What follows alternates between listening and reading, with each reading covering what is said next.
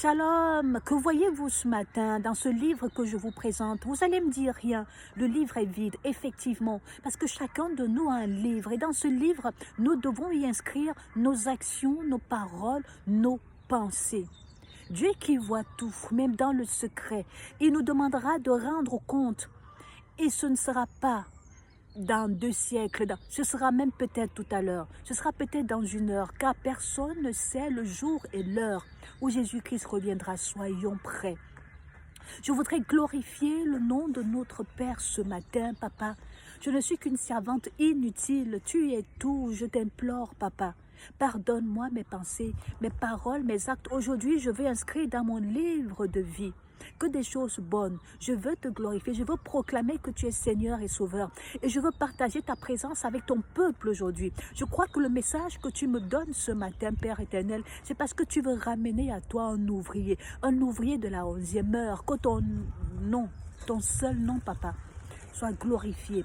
Merci de ce que tu m'exauces. Au nom de Yeshua, le Messie, le Nazoréen.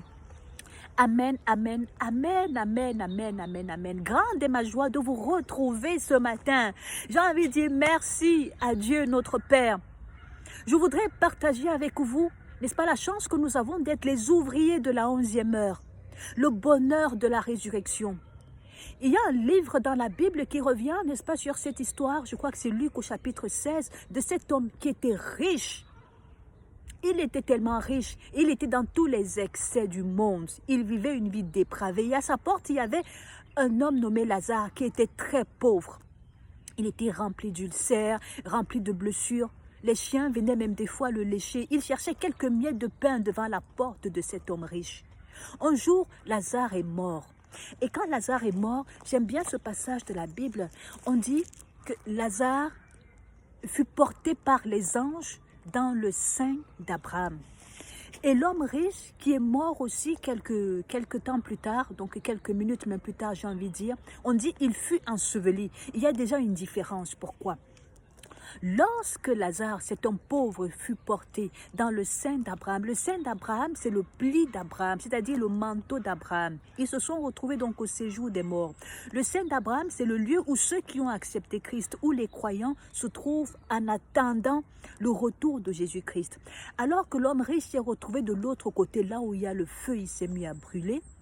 Il a appelé Abraham, il a vu de l'autre côté car il ne peut traverser pour retrouver, n'est-ce pas, le côté des croyants. Il crie, Abraham, s'il te plaît, dis à Lazare de m'apporter au moins une goutte d'eau parce que ça brûle ici, ça ne va pas. Abraham dit à cet homme qui était riche, tu as eu ta récompense là-haut, tu étais bien riche. Aujourd'hui, ce n'est plus possible. Il lui dit, cet homme riche, s'il te plaît, Abraham, demande à Lazare d'aller avertir les miens que ça ne va pas, que l'enfer n'est pas bon, s'ils peuvent se repentir. Abraham dit à cet homme riche, ils ont Moïse, ils ont les prophètes. Ils n'acceptent pas, ils n'entendent pas. Ce n'est pas un mort comme Lazare que je vais envoyer. L'homme riche continue de suppléer Abraham. Abraham lui a dit non. Voulez-vous être comme cet homme riche? Vous retrouvez là en bas en train de brûler et crier, alors que vous avez encore aujourd'hui Moïse, vous avez la loi de Moïse, vous avez la loi des prophètes. Ça veut dire que vous avez en fait la parole qui vous est donnée et vous pouvez être sauvé aujourd'hui. Jésus-Christ est le chemin, la vérité, la vie. Jésus-Christ est celui-là qui est venu nous parler de la vie éternelle. Car beaucoup aujourd'hui ont mis leur espoir aux morts. Non, ma grand-mère qui était décédée, telle qui était décédée est venue me voir, est venue me dire ceci. Beaucoup croient aux morts. Abraham a dit non. Vous avez là-haut la loi de Moïse et les prophètes. C'est eux que vous devez entendre. C'est eux qui vous donnent la vie. C'est eux qui ont été envoyés par Jésus-Christ. Et parce que nous sommes les ouvriers de la dernière heure, nous sommes ceux qui devons entendre aujourd'hui sa parole et le suivre. Mais qui sont ces ouvriers de la dernière heure dont je parle? Dans la Bible, il est relaté cette histoire où il y avait un homme qui était bien riche. Il était tellement riche qu'à la première heure, il a fait venir des ouvriers chez lui pour travailler. À la 3e heure, j'aime bien le schéma, parce que là, c'est la première heure. Ensuite, on va à la 3e heure. Donc, si vous avez une horloge, vous êtes la première heure. La 3e heure, il voit d'autres qui sont encore en train de dire, mais qu'est-ce que vous faites là? On dit, mais nous n'avons pas de travail. Venez, vous allez travailler. Je vais vous payer un denier, comme ceux qui ont commencé à la première heure.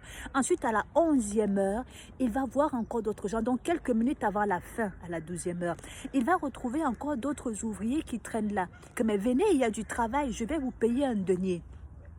Lorsque le moment du salaire arrive, qu'est-ce qu'il fait, cet homme riche? Il commence par payer les ouvriers de la dernière heure, dont les derniers. Les derniers deviennent des premiers. Il leur paye un denier.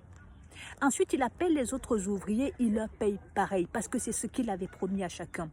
Mais les ouvriers de la première heure se mettent à se plaindre que, mais pourquoi est-ce que ceux-là sont payés autant que nous, alors que nous avons été sous le soleil, nous avons souffert bien plus que eux.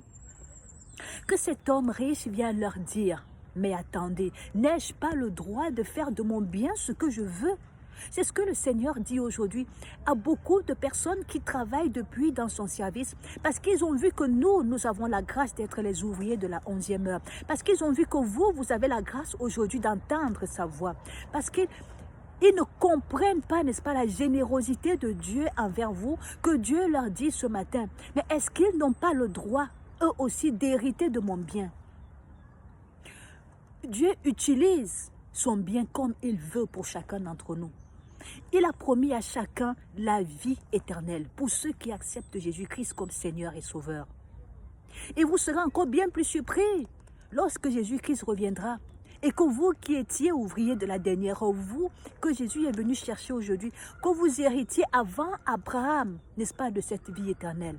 Qu'il vous appelle en premier, tenez. Pourquoi? Parce que Abraham, Noé, Abel, les disciples, les prophètes et beaucoup d'autres serviteurs, ils attendent Jésus. Ils ont travaillé certainement bien plus que vous. Mais vous, les ouvriers de la dernière heure, vous avez à peine travaillé que vous héritez aussi, n'est-ce pas, de la même vie éternelle que eux. Parce que Dieu fait de son bien ce qu'il veut. Il a le droit de disposer de son bien comme il veut. Et il nous le rassure encore aujourd'hui. Alors, comment hériter de ce bien aujourd'hui? Il suffit d'entendre la voix du Seigneur Jésus-Christ qui a dit que ceux qui le seront frères, sœurs et mères, famille, pour me suivre, hériteront de cette vie. Souvenez-vous comment est-ce qu'il est venu recruter les premiers disciples. Alors qu'il fut baptisé, n'est-ce pas, par Jean-Baptiste, une puissance est tombée sur lui et qu'il a entendu cette voix de Dieu qui a dit « Celui-ci est mon fils bien-aimé, en lui je mets toute mon affection ». Il a été envoyé dans le désert, il a été transporté dans le désert par le Saint-Esprit afin qu'il soit tenté. Ce n'était pas véritablement, mais c'était afin qu'il soit tenté. Lorsqu'il sort du désert, il est donc rempli d'une puissance mais énorme qu'il se met à recruter les premiers disciples. Lorsqu'il se retrouve devant André, qui fut le premier disciple qu'on appelle d'ailleurs le protoclé parce qu'il est le premier des 12 disciples à être recruté. Il dit, suis-moi, je ferai de toi un pêcheur d'hommes désormais. Jésus-Christ parle toujours à l'impératif. Il parle à l'impératif parce que quand vous sortez d'un jeûne, vous marchez aussi avec assurance. Il fut rempli du Saint-Esprit. Il avait vu en André, en Simon-Pierre et les autres disciples la qualité de leur cœur. Alléluia. Parce qu'il marche selon l'Esprit de Dieu. Parce qu'il est Dieu. Parce qu'il a dit, Dieu et moi, nous sommes un. Si lui, il vous parle aujourd'hui, il vous dit, suivez-moi, je vous ferai pécheur d'hommes. Mais qui s'offusquera, n'est-ce pas, de la grâce de Dieu sur vous? Jésus-Christ a qualifié ces Juifs qui continuaient de ne pas croire en lui de meurtrier, parce qu'il a dit, si Dieu était votre Père, vous m'aimeriez. Vous ne comprenez pas mon langage, vous ne pouvez écouter ma parole. Si Dieu était votre Père, vous m'aimeriez. Ceux qui n'aiment pas Jésus-Christ n'aiment pas Dieu. Ceux qui n'aiment pas Jésus-Christ n'aiment pas Dieu. Ceux qui n'aiment pas Jésus-Christ ont pour père le diable, comme Jésus-Christ lui-même l'a dit à ces Juifs-là qui le rejetaient. Il a dit que le diable a été meurtrier. Le diable n'a pas accepté. Il ne marche pas selon la vérité. Mais qu'est-ce que vous voulez inscrire aujourd'hui, vous, dans votre livre de vie? Est-ce que vous voulez être un fils du diable? Est-ce que vous êtes prêt à brûler comme cet homme riche-là qui brûle actuellement au Sheol, en face, n'est-ce pas, de ce Lazare qu'il n'a pas regardé durant toute sa vie? qui était pauvre, qui avait besoin d'une petite aide. Mais que voulez-vous être aujourd'hui? Voulez-vous vous retrouver dans le sein d'Abraham? Voulez-vous hériter de la vie, n'est-ce pas? Comme Abraham a hérité de la vie. Voulez-vous vous retrouver dans le sein d'Abraham? En tout cas, moi, je veux me retrouver dans le sein d'Abraham. Je vous ai dit, le sein d'Abraham, c'est le lieu où les croyants se retrouvent lorsqu'ils meurent avant la venue du Seigneur Jésus-Christ. Alors que ceux qui ne l'ont pas accepté directement, ils vont dans le feu. Mais quel est le chemin que vous voulez suivre aujourd'hui? Moi, je vous propose, n'est-ce pas, d'avoir le bonheur, d'hériter du bonheur de la résurrection. Vous qui êtes aujourd'hui les ouvriers de la 11e heure.